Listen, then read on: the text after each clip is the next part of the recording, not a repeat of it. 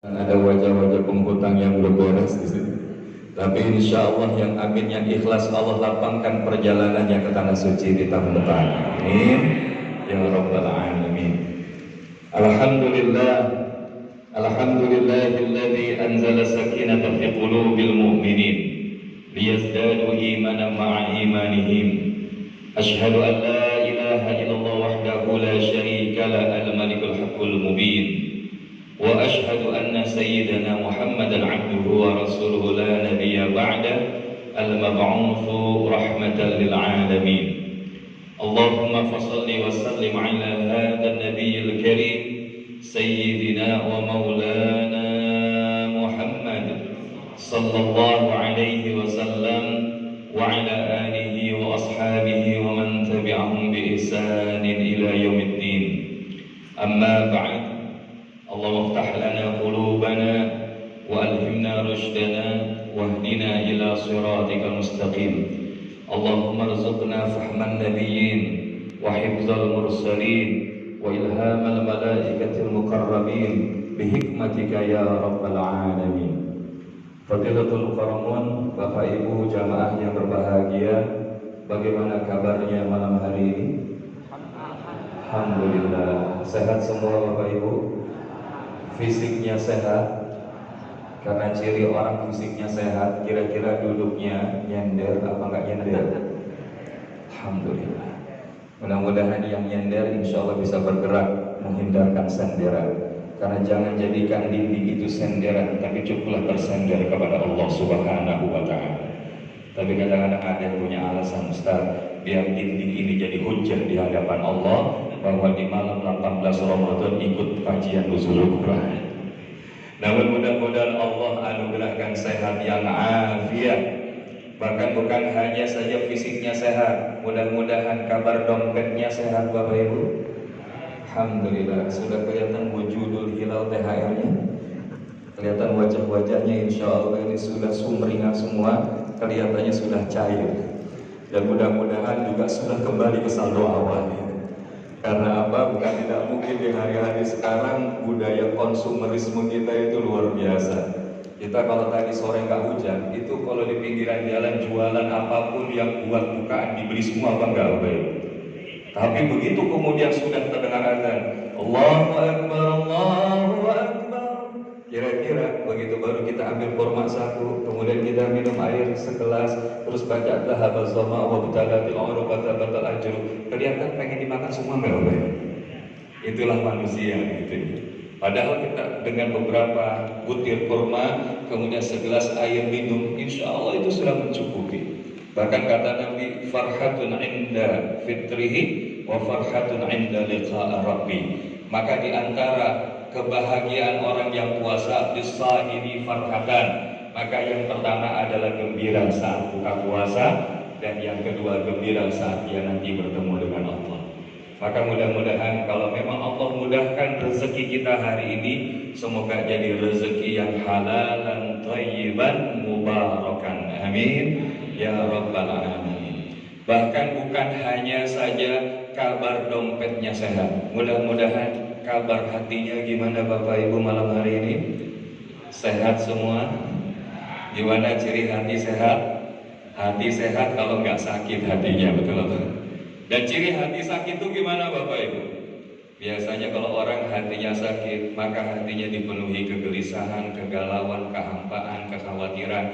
Kalau sholat pengennya buru-buru, bahkan kalau ikut kajian kalau bisa cepat-cepat, betul apa enggak? Tapi kalau kita hari ini insya Allah mudah-mudahan nggak ada yang kayak gitu ya. Karena kalau ada berarti hati kita sedang tidak sehat. Makanya jangankan kita, seorang nabi saja, Nabiullah Ibrahim alaihissalam minta kepada Allah agar dikasih hati yang sehat. Dalam Quran surat Asy-Syu'ara bahkan bagaimana Allah mendokumentasikan daripada permintaan Nabi Ibrahim itu kepada Allah. Faqala ta'ala a'udzu billahi minasy syaithanir rajim.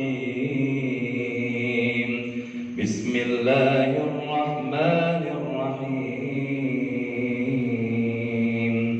Wa la tukhzini yawma yub'atsun yawma la yanfa'u malun wa la banun إلا من أتى الله بقلب سليم. Ya Allah, jangan kau hinakan hari di mana kelak kau akan bangkitkan kami, hari di mana tidak akan bermanfaat harta-harta yang selama ini kita banggakan Bapak Ibu. Hari ini mungkin kita punya harta di saldo rekening kita itu digitnya sampai gak bisa kita hitung lagi. Mungkin kita punya harta sekian banyak, mobil mewah, aset megah, maka itu semua gak bisa kita banggakan di hadapan Allah kalau kita kemudian tidak memenuhi prasyarat di ayat berikutnya. Begitupun kalau Allah kasih kita kepada kita keturunan, anak-anak yang mungkin di dunia kita banggakan karena hebatnya dia belajar di luar negeri, pencapaian-pencapaiannya, tapi kemudian bagaimana seorang Nabi Ibrahim minta kepada Allah, illa man atallaha biqalbin salim, kecuali mereka yang bertemu kepada Allah dengan membawa hati yang selamat, hati yang sehat, qalbun salim.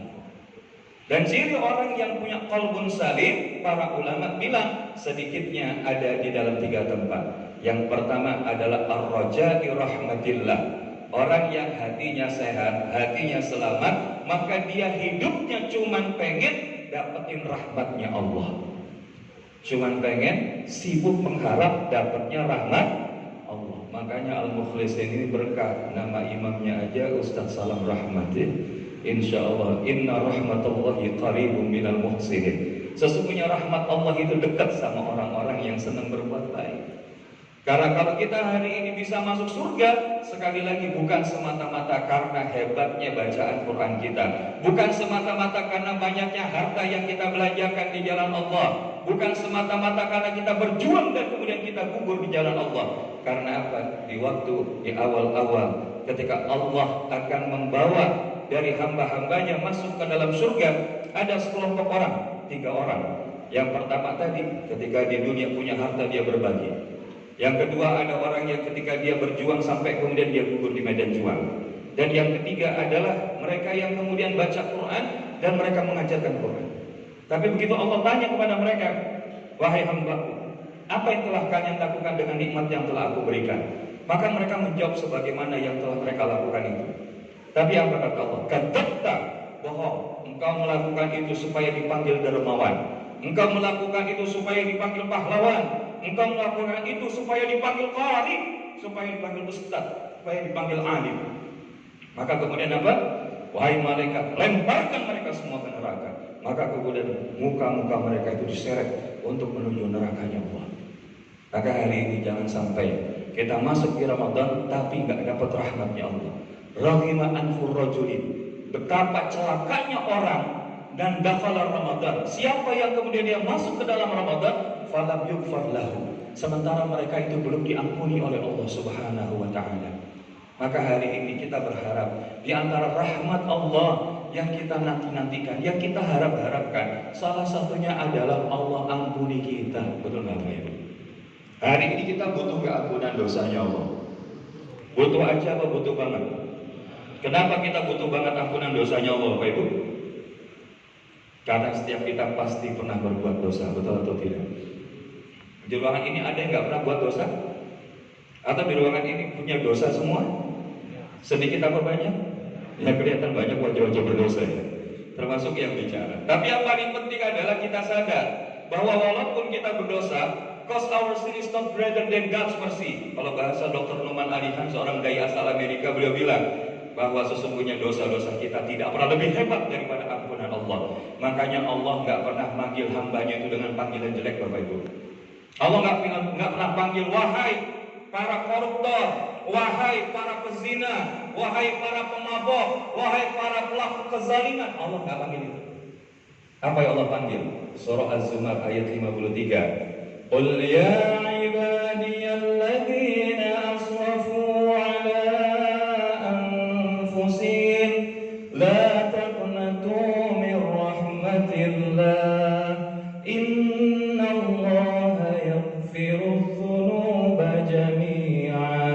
Katakanlah wahai hamba-hambaku yang banyak melampaui batas atas diri mereka sendiri, janganlah kalian berputus asa daripada rahmat Allah. Sesungguhnya Allah mengampuni dosa dosa-dosa kalian semuanya. Maka hari ini Bapak Ibu, bayangkan ada seorang yang telah membunuh 100 orang, tapi ternyata bisa menjadi ahlul jannah. Bayangkan ada seorang wanita yang kerjanya menjajakan dirinya, tapi karena dia menolong seekor anjing yang kehausan, maka dengan izin Allah ia bertobat dan dia menjadi ahlul jannah. Apalagi kita yang hari ini mudah-mudahan gak pernah bunuh orang dan gak pernah melakukan hal yang tidak baik. Maka bukankah jannah itu begitu dekat dengan di sisi kita? Karena salah satu rahmat terbesar Allah adalah ketika kita dijauhkan dari neraka dan dimasukkan ke dalam surga. Pertanyaannya, pengen gak nanti kita masuk surga? Siapa di ruangan ini, di masjid ini yang pengen masuk surga? Yang pengen masuk surga, angkat tangan bilang saya. Pengen aja apa pengen banget? Yang pengen banget masuk surga, angkat tangan bilang saya. Yang siap berangkat sekarang, angkat tangan bilang saya. Oh, Masya Allah, saya berangkat nanti, Masya Allah. Karena kalau kita memang pengen banget ke surga, masalahnya nanti ada waktunya. Tapi yang perlu kita lakukan sekarang apa? Memantaskan diri supaya kita bisa masuk surga. Di mana jawabannya? 17 ayat 19. Wa man arada al-akhirata wa sa'alaha sa'yaha wa huwa mu'min fa ulaika kana sa'yuhum mashkura. Dan barang siapa yang menginginkan kehidupan akhirat, maka dia akan berusaha ke arah itu dengan sungguh-sungguh, dan mereka di dalam keadaan beriman, maka mereka itulah hamba-hamba Allah yang mendapatkan balasan kesyukuran dari Allah Subhanahu wa ta'ala. Bahkan di antara rahmat Allah Subhanahu wa ta'ala yang begitu luar biasa adalah Allah hadirkan Al-Quran di dalam kehidupan kita. Sehingga di dalam sebuah ayat Quran surah Yunus ayat 58, Qul bifadlillahi wa birahmatihi fabidzalika falyafrahu huwa khairum mimma yajma'un. Maka di sini Allah Subhanahu wa taala sampaikan, katakanlah dengan fadlillah, keutamaan yang Allah berikan. Apa fadlillah itu? Keutamaan nikmat iman, keutamaan nikmat Islam, keutamaan nikmat hidayah. Itu adalah di antara nikmat mutlak yang Allah berikan di dalam hidup kita sampai hari ini. Dan kalau kita bicara punya nikmat iman, nikmat Islam, nikmat hidayah, senang apa enggak Bapak Ibu? Karena di antara nikmat yang paling mahal, tadi Pak Ketua sudah singgung, bahwa kita itu bersyukur Bapak Ibu, dikasih sehat, pandemi going to endemi. Dan hari ini di antara yang paling utama adalah Allah kasih nikmat iman, Islam, hidayah di dalam hidup kita. Sehingga mau-maunya kita, salah satunya malam ini udah selesai Isya, Tarawih, mungkin seharian tadi kerja, mau ikutin peringatan di Zulul Quran. Ini bukan karena kita hebat, bukan juga karena kebetulan, tapi apa? Karena Allah yang mengizinkan kita ada di dalam masjid ini. Artinya apa? Bapak Ibu adalah orang yang telah Allah pilih. Undangan kan disebar udah kemana-mana, betul nggak Bapak Ibu? Kalau bicara sekitar masjid ini harusnya yang datang nyampe 100-an nggak Bapak Ibu? Tapi kenapa sekarang belum nyampe 100-an? Karena bukan tidak mungkin Allah lebih sayang kepada Bapak Ibu untuk hadir di ruangan ini. Maka itu yang kemudian kita katakan dengan fadlillah wa birahmatihi. Apa rahmat Allah di antaranya yang Allah hadirkan di dalam hidup kita? Maka di antaranya adalah Allah anugerahkan Rasulullah Muhammad sallallahu alaihi wasallam dalam hidup kita. Sehingga Allah menyebutkan wa ma arsalnaka illa rahmatan lil alamin. Dan tidaklah kami utus engkau Muhammad kecuali menjadi rahmat bagi semesta alam. Nah, ini satu bagian. Tapi ada yang memaknai para mufassir yang dimaksud dengan wabil rahmatihi. Apa itu rahmat Allah yang dimasukkan dalam ayat ini? Yakni Al-Quran. Allah memberikan rahmat kepada kita dengan Al-Quran. Bahkan di dalam bahasa Al-Quran itu sendiri, surah Al-Isra sering dibaca oleh para guru-guru kita, para imam-imam kita, bahwa Al-Quran itu menjadi apa yang kita sebut sebagai sumber healing. Karena hari ini dikit-dikit anak gaul kan pengennya healing, pergi kemana healing, kan? Main game healing. Tapi kalau orang mukmin healingnya dekat sama Quran. Dan ini bukan kata Zulfikar, tapi ini kata Allah. Dari mana kata Allah itu? Firman Allah itu dalam surah Al-Isra. Wa nunazzilu minal Qur'an ma huwa shifaa'un wa rahmatun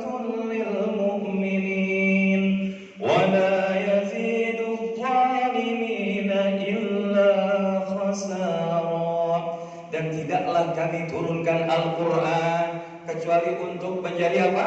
Syifa. Dalam surah Yunus atasnya itu ayat 57, ya ayuhan nas qad ja'akum mau'izatun mir rabbikum wa syifaa'un lima fis sudur. Wahai segenap manusia, telah datang kepada kalian itu pengajaran dari Allah Subhanahu wa taala dan menjadi obat penawar di dalam hati. Karena tadi kenapa kita tanya, hari ini banyak di antara kita sehat kelihatannya, tapi hatinya itu dipenuhi penyakit. Penyakit sombong, penyakit was-was, penyakit ujub, penyakit takabur, penyakit ria, penyakit merasa diri paling hebat, penyakit istagna. Apa itu istagna? Merasa diri lebih hebat dari yang lain dan gak perlu apa yang dibutuhkan darinya kepada Allah. Maka biasanya orang-orang yang kayak begini, Allah tinggal jadikan mereka sebagai ibrah bagi generasi berikutnya. Salah satunya siapa? Qarun, Fir'aun.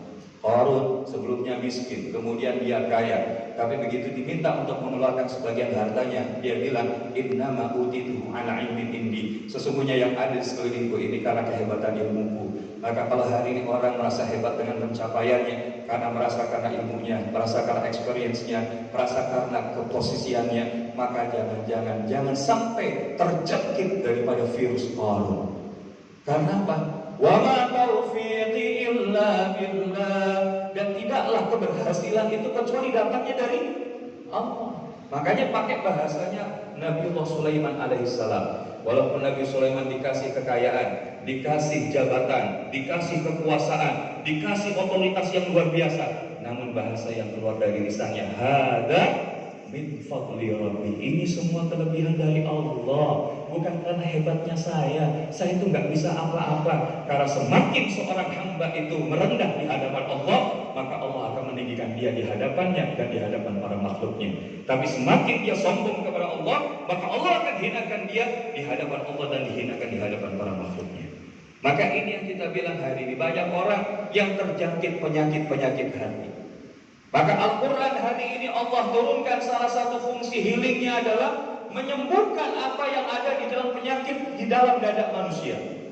Dan Syekh Al-Qayyim Al-Jauziyah menyebutkan ada 3 pangkal induk kesalahan manusia. Yang pertama apa? Al-kibr, sombong. Karena yang namanya Azazil, kenal namanya Azazil Pak? Siapa Azazil? Ya, Azazil ini adalah orang terakhir atau makhluk terakhir dari klan bangsa Jan. Di dalam kitab Bidayatun Nihayah maka disebutkan oleh Syekh Ibnu Katsir rahimahullah bahwa apa, sebelum diciptakan daripada bangsa Adam, bangsa manusia, maka itu ada bangsa yang diciptakan daripada api. Tapi mereka membangkang kepada Allah, Allah habisi mereka semua. Tinggal kemudian ada seorang di antara mereka yang bernama Azazil. Maka Azazil ini dimi'rajkan, berteman dengan malaikat, akhirnya tinggal di surga. Tinggal di surga bukan cuma sehari, bukan cuma 2 hari, bukan setahun 2 tahun, 100-200 tahun, tapi ribuan tahun. Dia mensucikan Allah, berzikir kepada Allah. Tapi ketika Allah menciptakan Adam dan kemudian diperintahkan untuk sujud kepada Adam, maka Azazil bilang, apakah kami kurang memujimu ya Allah? Bahasanya bahkan dia katakan, ana khairum minhu, aku lebih baik daripada dia. Adam diciptakan dari tanah, saya dari api. Tidak pernah ada ceritanya yang namanya api itu di bawah tanah. Karena api itu selalu ada di atas tanah. Maka dari sebab itu Allah melemparkan Azazil untuk menjadi penghuni neraka yang paling dalam dan tinggal abadi di dalamnya. Dan itulah yang kita kenal dengan iblis. Jadi iblis Pak Bu, dosanya banyak apa enggak? Dosanya banyak enggak? Cuma 1 doang, apa itu? Sombong. Makanya al-kibr, yang dimaksud al-kibriyah batarul haqqa wa ghamdun nas. Maka Nabi bilang, yang disebut dengan sombong itu 2. Yang pertama, dia menentang kebenaran. Udah tahu Allah bilang nggak boleh, dia bilang, nggak apa-apalah, sekali-kali nanti besok tobat itu. Maka Imam Hasan Al-Basri bilang, kalau ada orang melakukan dosa padahal dia tahu bahwa itu perbuatan dosa dan semata mengharapkan taubat kepada Allah, itu yang merusak hati dia.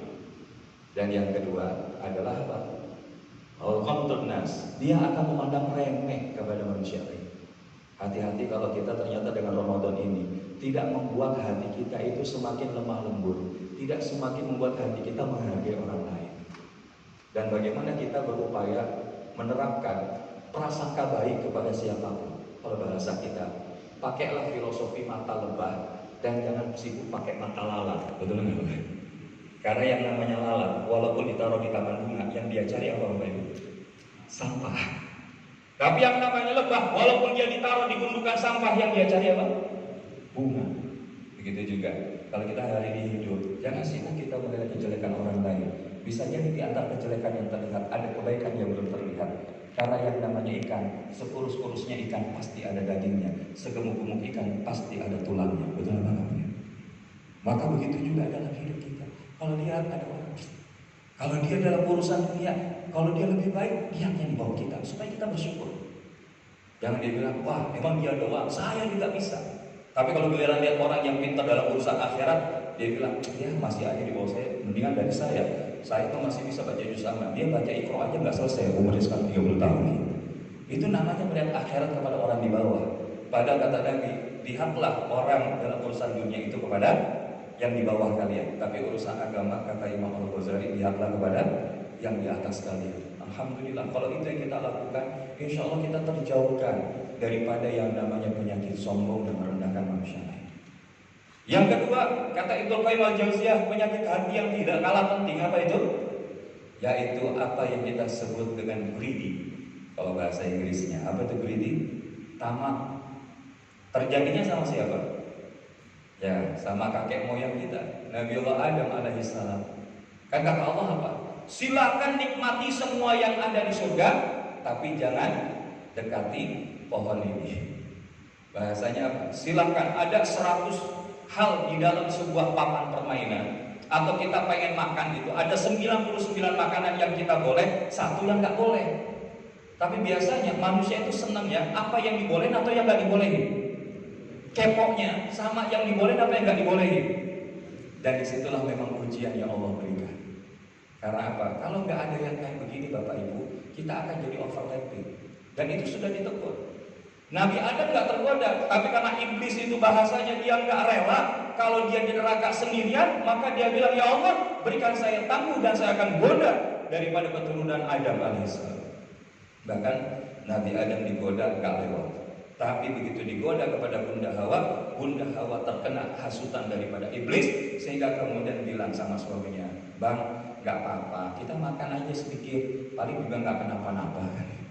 Singkatnya begitu dimakan, tersingkap auratnya, dan kemudian mereka mendapatkan hukuman dari Allah Subhanahu wa Ta'ala. Maka ketika Nabi Adam diturunkan di atas muka bumi, Nabi Adam diturunkan di daerah Hijaz, di daerah India, sementara daripada Bunda Hawa di daerah yang hari ini kita kenal dengan istilah Jeddah.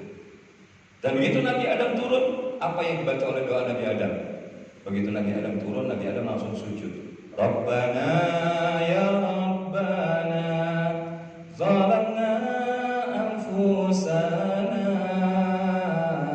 wa illam taghfir lana wa tarhamna lanakunanna minal khasirin. Maka dia baca. Dan ketika Nabi Adam akhirnya diterima taubatnya oleh Allah, barulah mereka bertemu di Jabal Rahmah. Dan dengan izin Allah memiliki keturunan sampai generasi kita hari. Tapi ini adalah induk daripada dosa yang kedua. Dan begitu Nabi Adam punya keturunan, ada Qabil dan Habil. Tapi ketika kemudian menikah, Qabil menikahi saudara kembarnya Habil, Habil menikahi saudara kembarnya Qabil, itu 5. Nah, sementara Qabil menikahi Labuda, maka saat itu gak terima karena Qabil ini kayak keturunan orang Eropa. Sementara kalau Habil ini ya Afro-Amerika atau Afro-Afrika. Jadi maka saat itu Qabil gak mau. Belum lagi kemudian perlombaan amal soleh dikalahkan terus sama Habil. Maka akhirnya muncul apa? Dengki. Apa? Dengki. Apa itu dengki? SMS, senang melihat orang lain susah, susah melihat orang lain senang. Singkatnya, akhirnya diambil momentum, dibunuhlah Habil. Dan inilah pertumpahan darah pertama di atas muka bumi. Maka coba kita lihat, berhati-hatilah dengan penyakit ini, penyakit sombong, penyakit daripada serakah, penyakit daripada kedengkian. Dan di antara obat yang paling mujarab menyembuhkan penyakit-penyakit itu adalah dengan merujuk kepada Al-Quran. Maka oleh karenanya Bapak Ibu, di malam hari ini kita peringati nuzulul Quran. Karena pada bulan Ramadan adalah bulan diturunkannya Al-Quran. Syahrul Ramadan alladzi unzila fihi Al-Quran. Bahkan bukan hanya saja Quran. Di dalam hadis Nabi yang lain disebutkan lembaran suhuf kepada Nabi Ibrahim diturunkan pada bulan Ramadan. Kitab Taurat kepada Nabi Musa pada bulan Ramadan. Kitab Zabur kepada Nabi Daud diturunkan pada bulan Ramadan. Kitab Injil kepada Nabi Isa diturunkan juga pada bulan Ramadan. Sementara Al-Quran juga demikian diturunkan pada bulan Ramadan. Makanya kalau dibilang nuzulul Quran terdiri dari dua kata, nuzul dan Al-Quran. Maka nuzulnya Al-Quran, turunnya Al-Quran itu menurut para ulama dalam dua tahapan. Yang pertama apa? Tahapan dari Lauhul Mahfuz ila sama'ud dunya. Dan ini diturunkan pada satu malam. Ini yang kemudian dimaknai inna anzalnahu fi lailatul qadar. Inna anzalnahu fi lailatul mubarakah. Ini turunnya pada saat itu. Makanya disebutkan Al-Quran turunnya itu di dalam Lailatul Qadar. Tapi kemudian diturunkan dari sama'ud dunya kepada Rasulullah Muhammad SAW itu dalam periode 22 tahun, 2 bulan, 23 hari. Ada yang mengatakan kurang lebih 23 tahun. Dan inilah yang diturunkan berangsur-angsur hingga sampai kemudian dimulai dari ayat yang pertama sampai kelima surat Al-Alaq dan ayat terakhir surat Al-Maidah ayat 3. Maka kalau kita lihat ini semua adalah merupakan firman Allah Subhanahu wa taala yang kemudian dengan bimbingan Allah langsung dibukukan dalam 30 juz, 114 surat, 6236 ayat. Maka ini yang kita ingin ambil, bahwa ternyata nuzulul Quran menghadirkan kepada kita bagaimana orang yang dia hidup di bawah naungan Al-Quran. Yang pertama, maka hidupnya akan mulia, al-hayatul karimiyah, maka hidupnya akan mulia. Karena apapun yang disentuh oleh Al-Quran akan menjadi mulia. Betul nggak Bapak Ibu?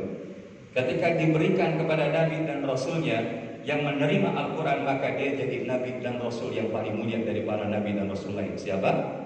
Rasulullah Muhammad Sallallahu Alaihi Wasallam. Diturunkan di malamnya yang disebut dengan malam paling mulia, yaitu Lailatul Qadar. Di bulan yang paling mulia, yaitu bulan Ramadan. Di tanah suci yang paling mulia, yaitu tanah suci Mekah. Jadi kalau hari ini Al-Quran itu bahkan dideliver, dihantarkan oleh malaikat yang paling mulia dari seluruh malaikat yang ada. Siapa? Malaikat Jibril. Maka harusnya kalau dia ditujukan kepada umatnya Rasulullah Muhammad, maka niscaya Al-Quran itu akan memuliakan umatnya Nabi Muhammad Sallallahu Alaihi Wasallam. Jawab pertanyaannya hari ini, sudahkah kita memantaskan diri mendapatkan kemuliaan itu? Karena kalau kita kembalikan, Rasulullah bahkan pernah mengatakan kepada Allah, ya Rab, kenapa kaumku itu mahjura, mengabaikan Quran? Kalau mereka tahu Al-Quran itu sumber kemuliaan, tapi kenapa kemudian mereka mengabaikan Quran?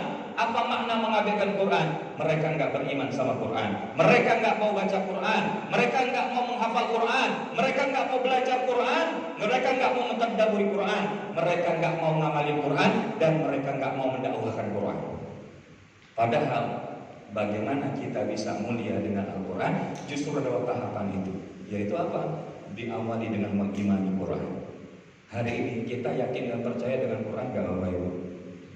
Yakin dan percaya gak? Yakin dan percaya dengan aturan-aturan Allah di dalamnya? Yakin dan percaya dengan perintah-perintah dan larangan dari Allah di dalamnya? Yakin dan percaya dengan kisah-kisah yang ada di dalamnya? Kisah Nabi Musa percaya? Kisah Nabi Nuh percaya?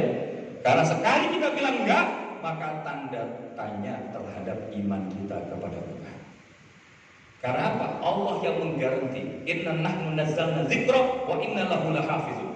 Bahkan di dalam ayat-ayat awal surat Al-Baqarah Allah bilang, "Dzalikal kitabu la raiba fihi hudal lil muttaqin." Inilah kitab yang tidak ada keraguan sedikit pun di dalamnya, yang menjadi petunjuk bagi orang-orang yang bertakwa. Maka inilah yang disebut al-hayatul karimiyah. Karena apa? Kalau kita pakai Quran, maka kita akan sampai derajat yang paling mulia. Apa ukuran derajat yang paling mulia? Inna akramakum indallahi atqakum. Sungguh yang paling mulia di antara kalian itu yang paling takwa, Bapak Ibu. Jadi kalau hari ini kita bisa mengimani Quran, maka kita berusaha membaca Quran. Tapi insya Allah kalau jamaah mukhlisin ini kelihatan wajah-wajah ini sudah khatam berapa kali Bapak Ibu? Di Ramadan ini sudah khatam berapa kali? Sampai malam 18 minimal sudah ada 10 kali. Oh, belum dari ketawanya kayaknya belum ya. Turunin dikit, 5 kali ada? Belum juga. 1 kali ada. Nah terus kalau belum khatam berapa juz sudah? Juz apa saja? Ya, jangan bilang juz Al-Bukan, juz Timun, juz mana. Aku yuk bangkit sama Rasulullah. Rasulullah itu 1 bulan minimal satu kali khatam, murojaah kepada malaikat Jibril. Dan di akhir tahun kenabian sebelum dia wafat, maka 2 kali beliau khatam. Kalau diikuti generasi setelahnya, Sayyidina Utsman mengkhatamkan Quran dalam rakaat-rakaat yang mulianya 1 malam. Tadi kalau kita punya ustaz, masya Allah bacaannya indah, itu sebetulnya bacaannya terlalu pendek. Tadi saya pas dapetin di medsos itu ada seorang anak yang jadi imam di masjid di pondok pesantren Al-Fatah Temboro, yang dia baca dari habis isya sampai menjelang subuh 30 juz, dan bacaannya itu juga indah. Hari ini kita masya Allah, kita kalau boleh bisa pilih imam, senang imam kalau mimpin sholat tarawih bacanya panjang apa pendek? Oh ya, panjang apa pendek? Pertanyaannya boleh nggak imam baca pendek? Allahu Akbar, pendek. Tak boleh. Tapi kalau tadi bacanya, walaupun insya Allah bacanya singkat, tapi makronya insya Allah indah kalau kita paham. Makanya Al-Quran itu bukan dari Al-Hakum sampai Tabat Yada doang. Kita pasti kadang-kadang, iya sih, kita kan riyadhah Ustaz, gak apa-apa Al-Hakum sampai Tabat Yada, yang penting mereka mau sholat malam. Iya, tapi kalau sudah 10, 20, 30 tahun, 40 tahun gitu terus, kapan kita dekat sama Qur'annya? Jangan nanti pas imam lagi baca Allahu Akbar, selesai Al-Fatihah, imam baca Bismillahirrahmanirrahim, alam tara ilal ladzina baddalu ni'matallahi kufran wa ahallu qaumahum. Tiba-tiba dari belakang jamaah, subhanallah. Maksudnya apa? Mungkin jamaah pikir itu salah baca imamnya. Sejauh ini alam tara kaifa Ustaz. Padahal itu ada ayatnya. Surah Ibrahim. Makanya itulah pentingnya kita familiar dengan Quran. Dan salah satu bagaimana kita familiar dengan Quran, kita sering baca. Dan yang namanya baca Quran, jangan diem Bapak Ibu.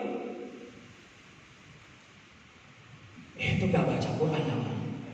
Kenapa? Karena yang baca Quran itu harus terdengar suaranya minimal sama telinganya sendiri. Kenapa? Oh dia tahu, oh makhrajnya sudah mendekati benar atau belum, tajwidnya sudah benar atau belum. Dan resonansi bacaan Quran itu yang berpengaruh kepada sel-sel tubuh yang ada di dalam tubuh kita. Itu disebut dengan wanunazzilu minal Quran ma huwa syifa. Banyak orang tuh, salah satunya apa? Kalau orang-orang yang dia bukan Islam, dengerin bacaan Quran yang indah, nangis tuh Bapak Ibu. Kalau kita kan kadang-kadang imam baca indah, tapi nangis. Nangisnya bukan karena paham, kenapa? Ya karena kelamaan imamnya. Padahal bukan itu. Harusnya nangisnya itu karena kita paham. Makanya setelah kita baca, yang berikutnya apa? Faham. At-tadaburil Quran. Afala yatadabbaruna al-Quran. Apakah kalian tidak mentadaburi Al-Quran?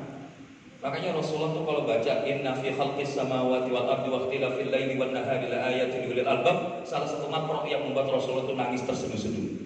Nangis terisak-isak. Sampai begitu ditanya sama sahabat Bilal, ya Rasulullah kenapa? Kalau Allah sekiranya turunkan hanya ayat ini saja di dalam Al-Quran, maka itu sudah mencukupi. Ini yang kita sebut pemahaman. Kita hari ini sudah bagus bacaan, naik levelnya memahami. Kalau sudah bisa memahami, naik level berikutnya menghafalkan, at-tahfidhul Quran. Menghafalkan Quran. Jangan sampai di dalam kepala kita itu kosong dari Al-Quran Bapak Ibu. Kalau orang yang paling rugi hidup di atas muka bumi, salah satunya di dalam kepalanya tidak ada Al-Quran. Dan ini kesempatan kita di Ramadan. Tapi sekali lagi saya husnuzon bahwa kalau jamaah al-mukhlisin ini sudah hafal 30 juz di luar kepala. Insya di luar. Nah, masalahnya di dalam kepala berapa juz ya? Nah, insya Masya Allah, masih ada kesempatan 12 hari lagi.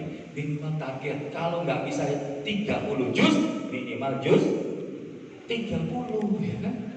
Betul. Jangan sampai kita baca kuliah puluh, memang bagus pakaranya. Tapi setiap kita mau berdiri sholat, kuliah puluh, sampai malaikat bilang pasti kuliah puluh lagi kan. Maka oleh karena itu Bapak Ibu, yuk tambahin hafalannya. Bahkan kita kalau di goes, lagi bawa mobil, lagi kita berkebun, sambil murojaah hafalan itu indah. Ibu-ibu masak sambil baca tabarakalladzi biyadihil mulk wa huwa ala kulli syai'in qadir. Masya Allah, itu masaknya jadi indah Bapak Ibu. Coba deh. Bahkan begitu dirasakan oleh yang makan, Bu, ini kok tumben masakannya beda. Iya Pak, dibaca surat Tabarak. Masya Allah. Percaya nggak Bapak Ibu? Karena apa? Yang dikeluarkan dari suara Al-Quran itu berresonansi kepada diri kita, bahkan kepada lingkungan sekitar kita. Makanya wa tahfidhuhu, baru kemudian wa amaluhul Quran, yaitu kita mengamalkan Al-Quran. Kalau kita sudah menghafalkan, jangan berhenti sampai di situ. Yang berikutnya adalah mengamalkan Quran. Makanya ada tahapan tuh ta'alluq, kemudian ada takhalluq, ada yang kemudian tahaqquq bil Quran. Nah itu harapannya dari konteksnya apa? Ya kita selalu ingat gitu ya, selalu berinteraksi sama Quran, terus kemudian menginternalisasi Al-Quran sampai memantulkan daripada pantulan Al-Quran. Maka itu yang kayak Nabi disebut kana khuluquhul Quran, akhlaknya adalah Al-Quran. Dan ketika dia sudah bisa mengamalkan, dia tidak berhenti sampai di situ. Tapi apa? Dia kemudian mengupayakan untuk meluaskan dari manfaat Quran dengan mengajarkan dan berdakwah. Karena disebutkan khairukum man ta'allama al-Quran wa 'allama. Sebaik-baik kalian adalah yang belajar Quran dan mengajarkannya kepada yang lain. Maka sekali lagi, Al-Quran al-hayatul karimiyah akan membawa hidup kita mulia. Bahkan bukan hanya saja di dunia, di akhirat. Dalam sebuah hadis Nabi dibacakan, iqra'ul Quran wattaq, bacalah Quran dan naiklah sebanyak bacaan hafalan waktu di dunia. Makanya tadi kenapa kita penting punya hafalan? Karena dari anak yang masih kecil sampai orang tua yang sudah lanjut usia bisa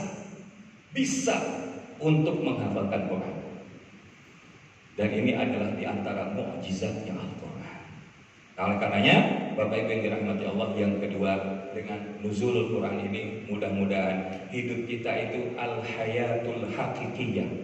Bukan hanya saja hidup kita mulia, tapi hidup kita jadi lebih hidup dengan Al-Quran. Karena apa yang Allah perintahkan dalam Quran itu pasti baik untuk kita. Contoh, wala taqrabuz zina, dan janganlah kalian dekati zina, karena sesungguhnya zina adalah seburuk-buruk daripada perbuatan.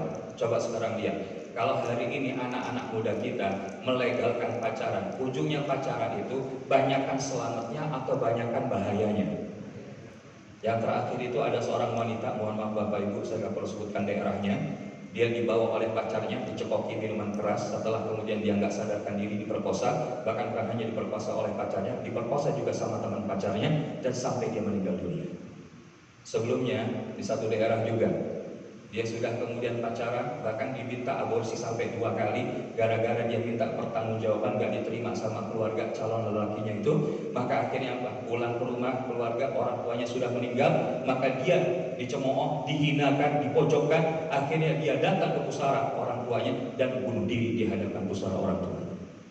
Maka hari ini Bapak Ibu, jangan pandang remeh daripada perbuatan zina. Hari ini perbuatan zina itu semudah membalikan telapak tangan. Melalui apa? Media handphone kita. Hari ini lewat TikTok, lewat IG story, lewat FB, lewat medsos yang ada. Kadang-kadang kita nggak punya niat, dia muncul aja begitu. Enggak, Pak.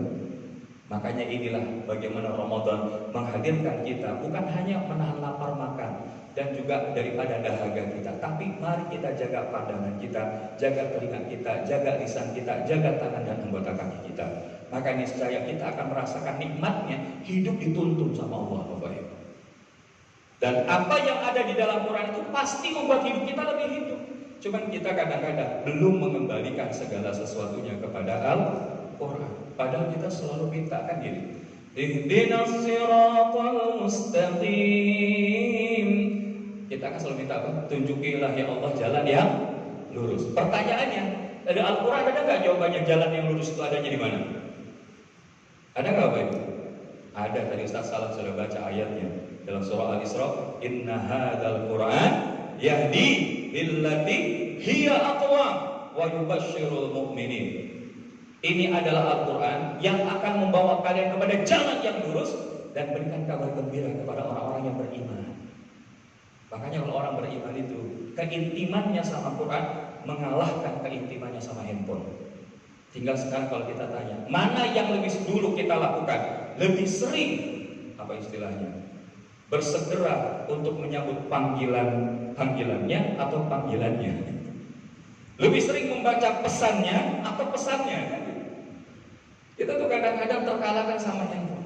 Bahkan ada di antaranya mungkin ya seorang yang bilang sama orang lainnya, ini suami istri saya kalau mau tidur wajahnya selalu bercahaya ya. Bangun tidur bercahaya, mau tidur bercahaya. Kenapa? Karena update status sebelum tidur dan bangun tidur. Maka kita berlindung Bapak Ibu, jangan sampai keintiman kita kepada handphone itu mengalahkan keintiman kita kepada Quran. Besok beberapa hari ke depan masuk Asyarul Awakhir, buat keintiman kita sama Quran itu melebihi keintiman daripada kepada handphone. Nah inilah yang akan membawa hidup kita lebih hidup. Nanti Al-Anfal kita lihat ada ayatnya itu 24, bagaimana penuhilah daripada apa yang Allah dan Rasulnya suruh kepada kalian kepada kehidupan. Karena apa yang dibawa oleh Allah dan Rasul pasti itu manfaat buat kita. Yang terakhir adalah dengan nuzulul Quran ini, maka kita jadikan indahnya hidup di bawah naungan Quran bukan hanya saja hidup kita mulia, bukan hanya hidup kita akan lebih hidup, tapi juga bahkan